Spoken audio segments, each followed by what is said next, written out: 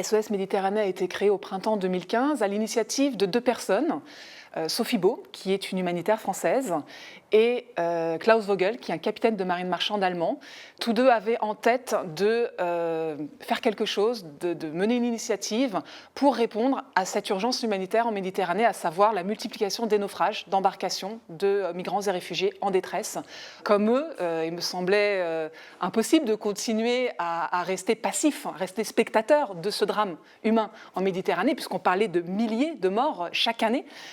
Et donc, il m'a semblé important de rejoindre d'abord bénévolement l'association, et puis petit à petit, on a créé un poste dont je suis la salariée aujourd'hui. Affréter un bateau pour pouvoir mener des opérations de sauvetage, ça coûte extrêmement cher. Au départ, on l'envisageait à 11 000 € jour. Aujourd'hui, on est à 14 000 € jour pour mener ces opérations, pour affréter un bateau, payer le fuel, payer les équipages. Donc, c'était une opération difficile à mettre en place. Très rapidement, on a pu lancer en septembre 2015 une opération de financement participatif et on s'est vite rendu compte, en quelques semaines puis quelques mois, que les citoyens européens répondaient à l'appel, que comme nous, finalement, ils se disaient que c'était plus possible de continuer à laisser mourir des gens aux portes de l'Europe, hein, des hommes, des femmes, des enfants, et qu'il fallait agir et qu'on pouvait agir. Et donc, c'est ainsi qu'est né ce financement citoyen et la possibilité de mettre sur l'eau un bateau citoyen pour sauver des vies en mer.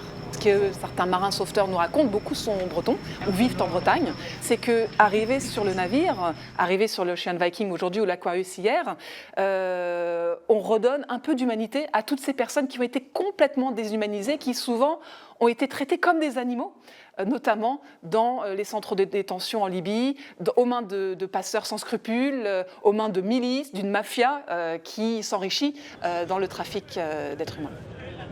Constance est une jeune femme camerounaise qui a réussi à fuir la Libye, où elle avait été enfermée, où elle a subi des mauvais traitements alors qu'elle était enceinte, et qui a pris la mer en pleine nuit avec une centaine de passagers sur une barque en bois.